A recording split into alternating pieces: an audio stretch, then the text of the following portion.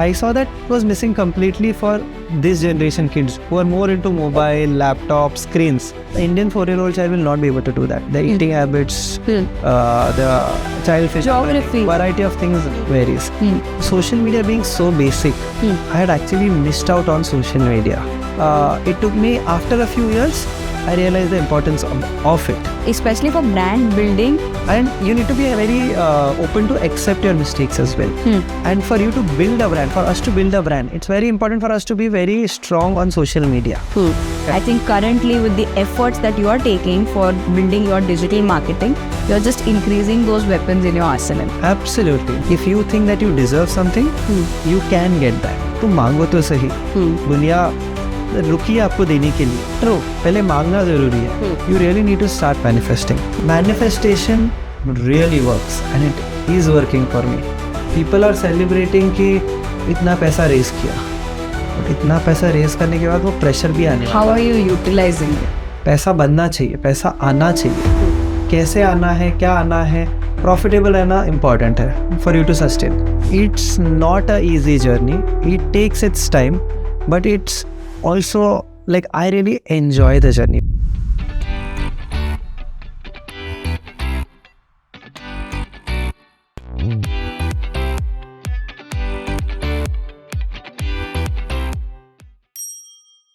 Welcome to Devakey Diaries. Today's episode, we have a very special guest, Gaurav Oswal, the founder of GoAlpha Kids. GoAlpha Kids is India's favorite sports startup. With GoAlpha, the philosophy of no screen parenting has been taken to the next level. Gaurav's GoAlpha helps in the holistic development of children by encouraging a love for sports and developing their physical and mental prowess. Gaurav is an engineering graduate from the National Institute of Technology, Karnataka. He is a fellow of Jagriti Yatra, where he has spent an immense amount of time with different startup founders and mentors from the field as well. Gaurav has completed the Launchpad course of NSRCL from IIM Bangalore. We are honored to have Gaurav on Devakey Diaries today. Let's go. Hi Gaurav, welcome to Devakey Diaries. So our first segment is Built to Last, where we're going to talk about what inspired you to go on this entrepreneurial journey and how it has now grown.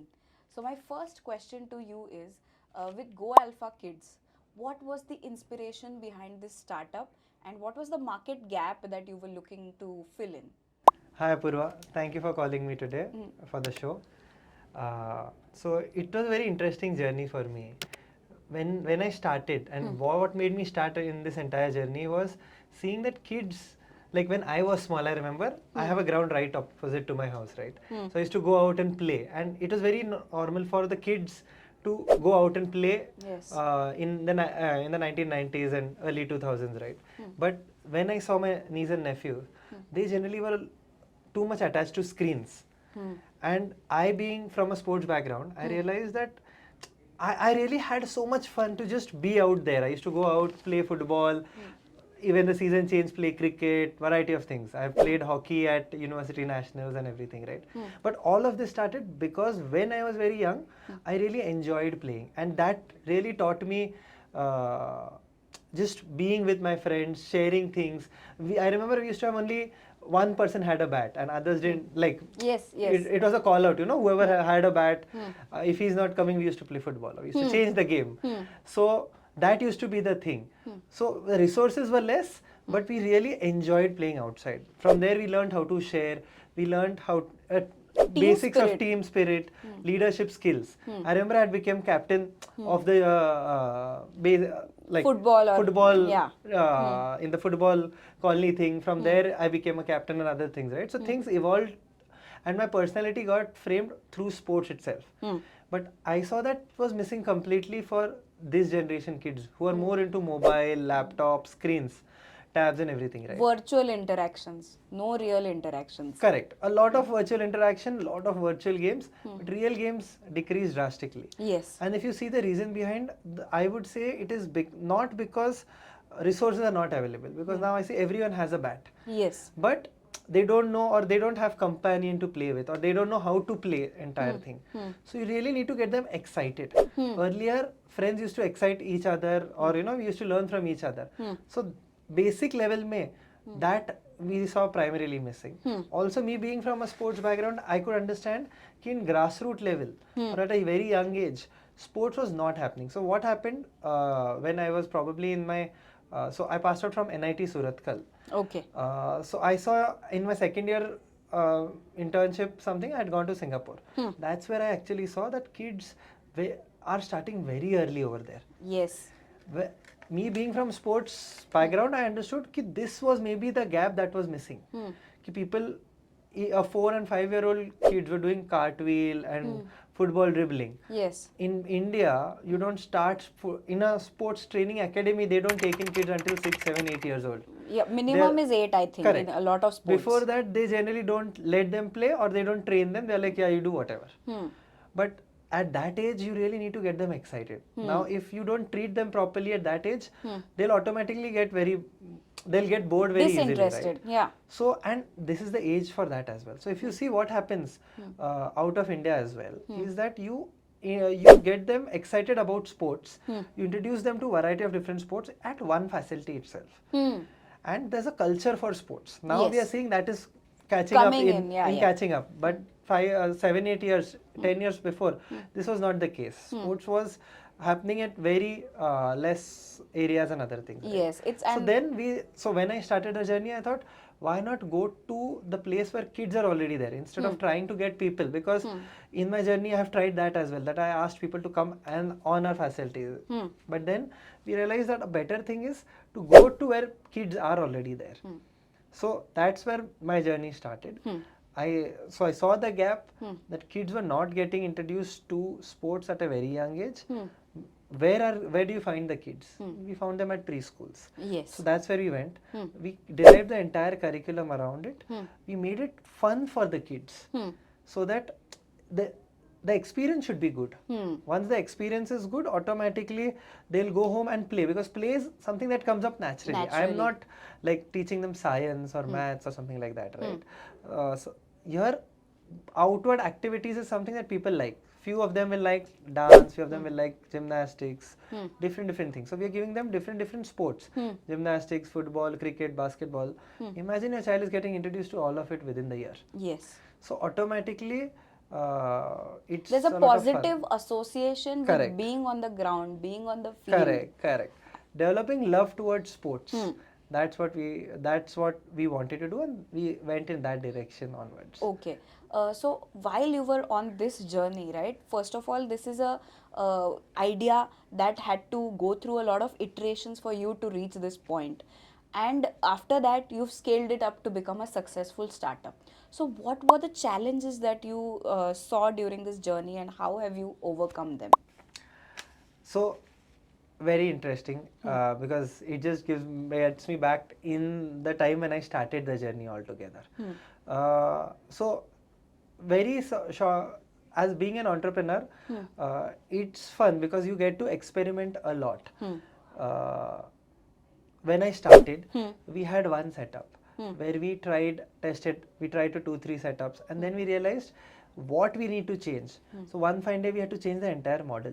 For 1 year we were working on something, and then one fine day we realized you have to understand what is working, what is not working, where there is a demand. As per that, you have to make the entire change. So we had our own setups. Self-awareness was very important. Self-awareness, understanding what is happening, and you need to have while you're doing the things, you are in it, but also you need to keep analyzing things from maybe a 500 feet or a 5,000 feet view point as well. Where are you going, or where is this direction leading to? And then make decisions as per that. So we took a decision to go to schools instead, because we initially called people at our facilities. Right. Later, we realized there was more demand from the schools itself. Then one fine day we just changed the entire model to go to schools itself. So that kind of thing is very important. So over time, and I would say the challenges keep changing. Okay. That's very, so what happens is initially we understood we need to get the get our program right, because you cannot get a program that works internationally and just adapt and get it here itself. India is a different market. Correct. So market wise you need to keep adapting the things. So even in things like sports, the physiology of the child Yes. for Australia, like our program is inspired from the Australian curriculum itself, right? Play for life is what the philosophy is. So what works in Australia, a 5-year-old child or 4-year-old child doing there, we will not, Indian 4-year-old child will not be able to do that. The eating habits, the child physiology, Geography. variety of things varies. So that will change. So you have to make the adaptation as per that is required. So we made those changes. That was the first level challenge. Later when we increasing the things, you need to ensure your clientele, you are able to understand your client better. Okay. Because you might do whatever, you might get the best product. Like we got our best because we are not teaching sports in a regular or traditional way, the way it is done. Right. The football, because when you're teaching a 3-year-old or a 4-year-old child, you cannot do it the way you do it for a 10-year-old child. 100%. Because that's where our sports academies and us differ. Yes. Sports academy are there to make champions. We are there to make everyone interested. Right. So we got that right, but then you need to understand what your client really likes. Right. That was the next level challenge. Once you understood, because our clientele shifted from parents to schools. Right. So then we had to really work around with what exactly is the school's pain point as well. Because the child should like the entire experience, yes, but then our clientele changed to schools. So you need to Partnering up with the school is a completely different. Correct. So next element, the school needs to like and you need to understand what they require. From there it becomes, how do you scale this up better? So in third level, our challenge later was how do you get more clients within the same city itself. So we started from Pune. So probably first year was getting our program in place. Second year was more importantly understanding the clientele. Third was getting more clientele. From there, once you understand because you understand how much your business can scale or what is the possibility, right, of a particular service product, then you need to expand to different geographies. From there, each geography there will be a different requirement. Like if you go to Delhi, there they have a completely different model in education that you don't find in Pune. Similarly, in Hyderabad, in Bangalore, it has its own differences. So in Delhi, our cycle starts from April. Right. Pune, Bangalore, we are starting from June. June, July, yeah. Hyderabad generally starting in July. So everyone has their different challenges. Need to adapt and make changes as per what is required. Now, once you have like for us, once we had a core product in place or core service in place, so like I was telling you, but how to sell it is always a different challenge. Like I've talked about 2 different challenges till now. Yes. First was getting the market fit. Market fit, right. And Next then was understanding your clientele. Third is sales altogether. So how do you do the sales? I would say it's more about, so I personally love doing sales. I understood that I am passionate about sales once I got into it. I did a lot of reading. I got right kind of mentors who guided me at the beginning itself.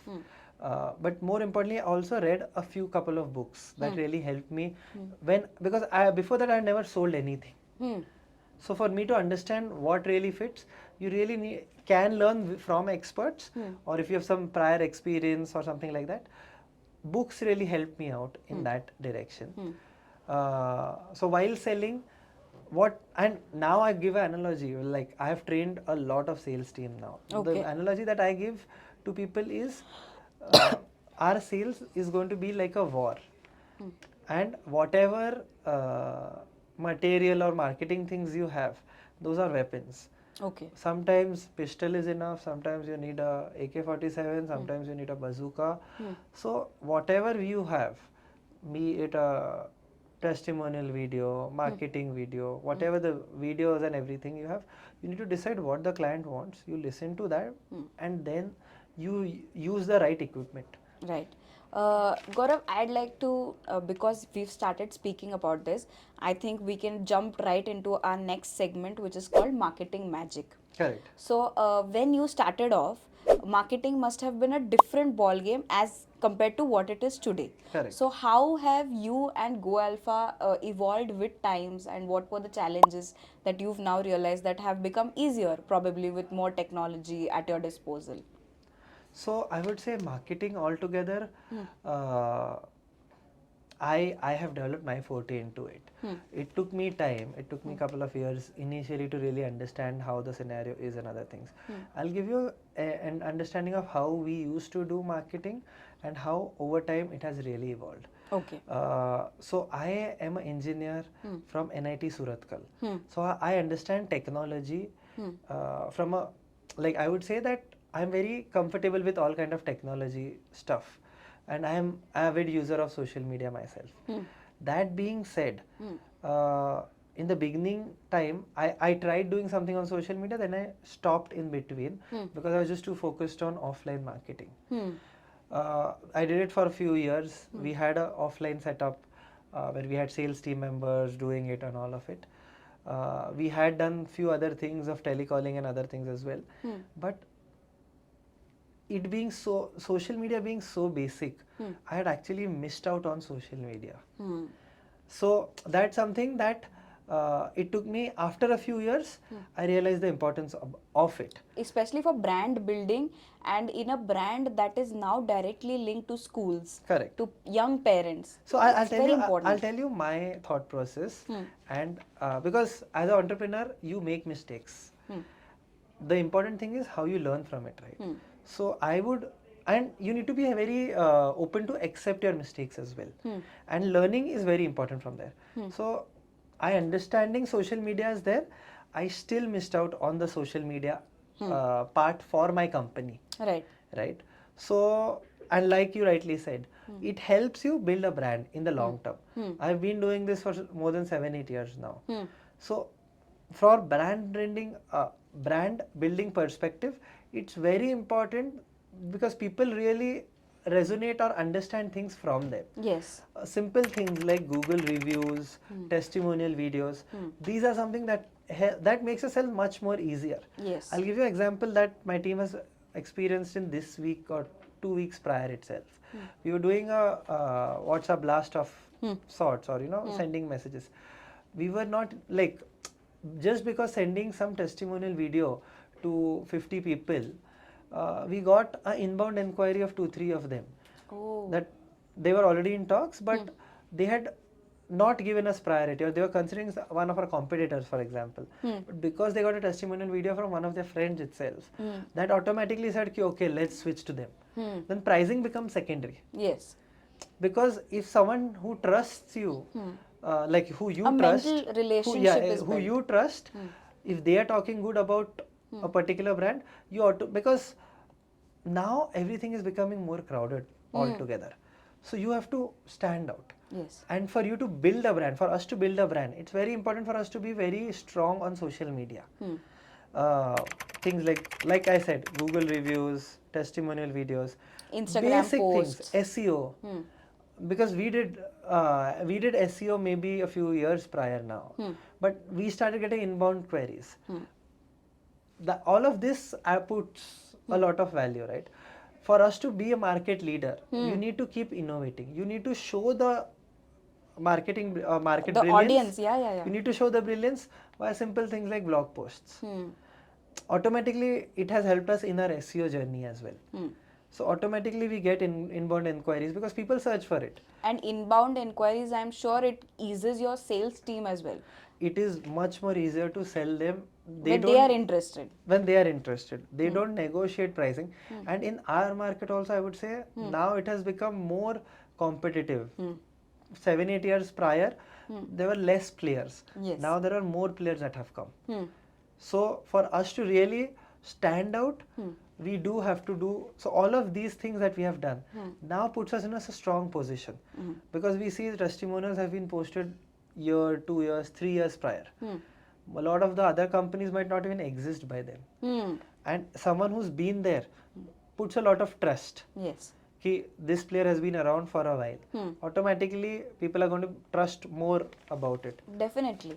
So I think like you earlier used that analogy for your sales team, that you're going to have different weapons in your arsenal. I Correct. think currently with the efforts that you are taking for building your digital marketing, you're just increasing those weapons in your arsenal. Absolutely, because I'll give a very different insight than non-traditional insight is what I will say. Your team members might change. As a founder, I faced this, like you said, different challenges. I'd gone to level 3, level 4 challenge, saying that scaling in different. After a while, your next level challenge becomes how do you keep your team member together? Independent of keeping the team together, for new members also to come and perform. For sales team, I'm coming up, right? So, because I'll talk about this again, about how do you keep the team together and all of it. But even for me, in the same city, I've had 3 different people who have done sales as well. Okay. Because I have in that stage, because being 7-8 years in market, automatically team comes and goes, people will come and go. But once they're adding value in this direction, right, digital footprint is created, that's going to remain with the brand. Yes. So that really gives a lot stronger presence. Right. Personal relation is required for sales, but digital relation will stay with the brand. True. So that's I would say the magic of digital marketing. Digital marketing. Because I need to get out of sales, like I being corely, I would say, like I am a Marwadi as well. So sales is something that comes naturally. In that I have developed a liking towards sales. So I can still drive the sales, but the local connect, or because now we are present in all the major cities. Yes. So it cannot happen with my relations. And if the team members, because team members there will be a churning, 1 year, 2 year, 3 years. Sales team, if you are very good Every employer, team, 2-3 years probably the sales team will stay, but they will also get other opportunities, they will move on. But your personal relation or their personal relation will not help. The digital relation that you have will help. Will help. So that's very important. Our final segment is unlocking the future, where we discuss a little bit about GoAlpha's future, as well as what the next generation of entrepreneurs can learn from your journey. So my first question to you is, what are some leadership principles that have guided you on this journey? So I would say I follow this principle, which I've got it from one of the books, because I keep reading some leadership books every once in 2 months, 3 months I finish one book. So mastermind is something that I got from Think and Grow Rich. Okay. So in which what it says is that you cannot be, as an entrepreneur, you cannot be master of all the skill sets. You need to have a mastermind who knows a particular skill set, and you can refer to them when you are stuck in something. Like it can be someone for marketing, it can be someone for HR, it can be someone that you look up to, who, like for me, I would say I have different people that I look up to. Right. One is maybe my college senior who's running a very good company. One is someone who's sold his company to he's been acquired by some other companies. So these set kind of people where you talk to them once in a quarter, once in 6 months, once in a year. This can be one set of your people along with the expertise itself. Okay. So you should have a group of people that you can reach out to. You decide who they are and where you will take advice, because one person you don't take advice for everything. True. You take advice that this particular person is good in something, you take advice for that particular reason from him. That would be a very good insight if you're looking to run long term, because these people, and it's very simple, right? You are primarily you become a person of the top 5 people that you spend time with as well. Yes. Similarly, on top of that, I would also say you can grow as much as your guides are. What is your limit? If you see that your limit, because I now have become a strong believer in manifestation. If you manifest something, you will get that. If you think that you deserve something, you can get that. Right. Matlab, genuinely it has happened to me कि तुम on this I've become a believer now in all of this कि तुम मांगो तो सही, Hmm. दुनिया रुकी है आपको देने के लिए, True. पहले मांगना जरूरी है. Hmm. So you if and the best part I will tell you is recently we wanted to hire someone to head operations. I thought of the exact profile what I wanted, Okay. and the second interview I took was that profile that we Wow. got. So normally hiring is a big job, like basic hiring takes 10 interviews or more. This happened immediately. I wanted a particular kind of office. I manifested ki I wanted in this area, I wanted in this, I wanted XYZ things. I got something exactly like that. The first site that I visited, that's exactly what got fit in. Because before this, I was actually thinking, you know, ऐसे कैसे possible है? I spoke to people like ये नहीं थोड़ी मिलेगा, ऐसे थोड़ी हो सकता. A lot of things can happen. Right. You really need to start manifesting. You want to earn 100 crores, you want to raise 1 million, half million, whatever it is, right? You first need to start imagining and make it very precise. What do you want? I want this much revenue, or I want this much profit, or whatever it is. I want this client. You start thinking about it. Ki, I want this client. For initially, your mind will not accept it. You need to keep thinking about it multiple times. Pushing yourself in that direction. Exactly. I would say you call it affirmations, you call it journaling, whatever you want. You keep doing that. You keep making it better. Automatically, after 1 month, 2 months, your mind is conditioned in that direction कि ये तो होने ही वाला है. Because for me it has happened. Where I thought कि first when I thought of it, I'm like ये कैसे हो सकता है, ये तो हो ही नहीं सकता है. इसका मतलब I was thinking X revenue. I'm like नहीं यार, इसका 50-60% ही हो सकता है. But then I was told by my coach कि no, you think of it that way. कि ये this is what you will achieve and this is what you want to achieve. Of course you have to make direction and make that roadmap for you very clear ki how you can reach there. Keep looking at that roadmap multiple times as well. But manifestation really works, and it is working for me. Fantastic. So I have become a strong believer in that. And had this been told to me when I was younger, because this was told to me but I never really accepted it. Right. I strongly believe I can give you whatever gyan you want. But you can only take it when you are ready. True. So whoever is ready, I would say manifestation is something that can really work very well. Have good set of mentors for yourself. That will help you in your journey wherever you're going. Journey is not going to be easy, because we see that with Shark Tank and everything, people think कि पैसा raise हो जाता है and all of it. And I'm not saying पैसा raise नहीं होता है. I'm saying पैसा raise भी हो जाएगा. But that is not the end goal. It's just the start. Right. People are celebrating कि इतना पैसा raise किया. But इतना पैसा raise करने के बाद वो pressure भी आने वाला है. How are you utilizing it? Correct. I will not talk too much into that aspect because I have not raised money myself. So I don't want to give gyan in that direction. But end goal there, because I know a lot of friends who have raised money as well. End goal is not to raise money. That's just the beginning. Investors will come in and all of it. End goal is to have a strong business. Because we as a business, we understand the core thing. I am a Marwadi. पैसा बनना चाहिए, पैसा आना चाहिए. कैसे आना है, क्या आना है, profitable रहना important है for you to sustain. If you are making money, investors will come. There will be an inbound inquiry itself for people to invest. If you are adding value, people will come to you. Right. Automatically things will happen. You know, on this note, I also want to ask you a question. So as you are scaling, right, you have a team, like you said, it's going to churn, it's coming, it's going, but your team needs to be aligned to your vision, especially if you're manifesting something. So how do you keep that going?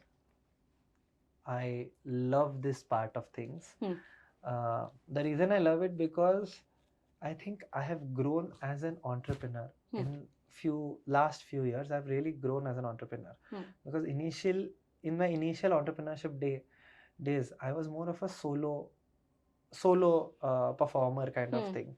From there, I started training people and got my sales in place and run the operations and other things, right?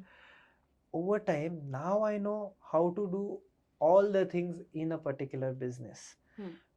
The way can happen is when you have to be like, I will give maybe a 3-step way of aligning your team with what your principles are.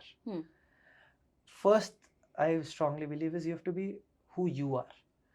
Okay. You have to be realistic of what is possible, what is not possible, and you have to just be yourself. If you are yourself, it's very easy because you're not faking anything. Yeah. Because your team will see through it. If not in the first week, if not the first month, if not the first quarter, they will see through things. Yeah.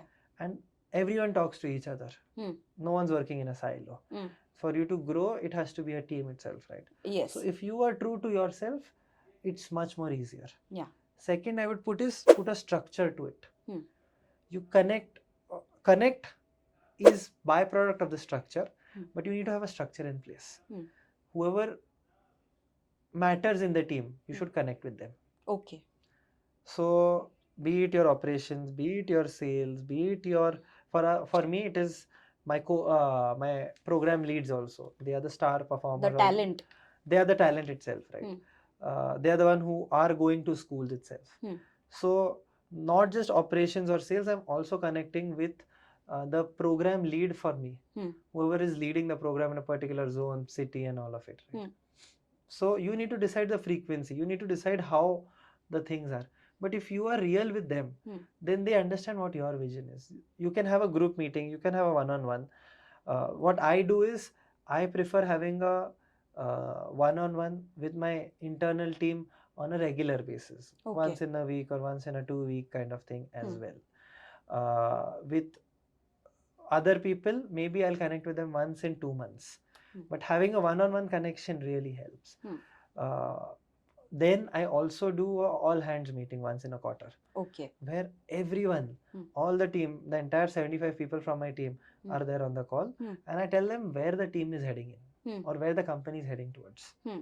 So this really helps to get everyone in line of and understand where we are. You have to be very honest in the entire part of it, right? Right. And have a unified vision. Correct. So if the founder comes out and tells ki we are doing this, then there is nothing better for you to understand about it, right? So you being a part-time coach with us or working part-time with us, you know exactly where the company is going, and if that is correct for you, you understand what the opportunities are for you in the company. Automatically, team will come forward and say that I want to do this, I want to do this, I want to be part of this, I want to learn this. That's where you automatically are able to hire people internally as well. You are able to cross function, give them different responsibilities. The team growth can happen, your ideas can go in line. So this was my third part, when you connect with everyone, right? So these are the 3 principles that I primarily feel that you can get the team in line and work together. Everyone can work towards a common goal itself. Right. And Gaurav, you've spoken about different parts of building a startup, but are there any parting words of wisdom that you would like to share with the new generation who's now taking startup very seriously? And there are many tech products happening, many real life innovations taking place across the country. Correct. I really believe that I have come from a tech background itself. You need to really understand one thing. You use an app, you use a website, you do a physical, you have a physical service. Product or service, yeah. Whatever it is, whatever problem you're solving, that is important. The medium is not important. Everything else is just a medium. Right. You need to have an app, website, whatever. All of that is just a byproduct. So keep that as a byproduct of, or how you will serve or do it better. You really need to understand what your core problem is. How are you solving it? The medium can change. Right. And you can have your community, you can have whatever you need to have. So just be true to your problem of what you are solving. Once that is in place, solving something is not going to happen instantaneously. It will take its own time. It will shape itself up. Once you think that you have done a good job there, then you can scale it up. It's easier that way. So it's not a easy journey. It takes its time, but it's also like I really enjoy the journey. Once I solve something, right, once I look up, I would primarily say myself earlier I used to say that I'm a salesperson. Then I got more into operations. Now I'm master operations person. I can do sales. But the real thing that I really enjoy is understanding what the problem is and solving it. Right. I would say I'm a master problem solver itself. Whatever kind of problems are happening, how do you solve it? Because the mentality is not going to change. You understand the problem, you see what has to happen, you need to align a resource or you need to solve the problem, right? So even if you're like now we are launching multiple other service offerings as well. We have been working at schools, preschools and other things. Now we are also offering birthday services for kids, making it sports themed, personal training for kids to specialize them in a particular sports. All of these team building activities for corporates, all of these are problems that we are solving is what I believe. How do you solve? You need to work in the solution, make it correct, and then you of course have the team to execute it better and keep running it that way. But for me, it's a lot of fun in just getting the solution there. So the journey gives you a lot of satisfaction, but it's not easy. It's not a cakewalk. It's not a cakewalk. So enjoy the journey, solve the problems, and have a good, it's fun. End of the day, there's a lot of satisfaction that you will be very happy with, because you will have, for us, it's like, I'll end on a very simple note. We have had instances when schools have told us, because we work at schools, right? Schools have told us they received a call from a parent saying the child is not well, he doesn't want to go to school, he doesn't want to come to school, but he wants to come attend GoAlpha class and go back. So because he's having so much fun. Right? Now this gives you so much joy. You start on the journey to develop love towards sports, and then you get this kind of response. So it's a lot of fun and satisfying. That's fabulous, and I think there's nothing better we can end on. So thank you, Gaurav, for being a part of Devakey Diaries, and we'd love to have you back here so that we can continue to pick your brain. Yes, thank you, Apoorva. Thank you. Thank you. So Gaurav, as a small token of appreciation from the Devakey family, we'd like to give you a gift, and it's specifically for you because you are the founder and CEO of GoAlpha. Thank you, Apoorva. Thank you for taking the time for coming here today and sharing your valuable wisdom with all of us. Thank you.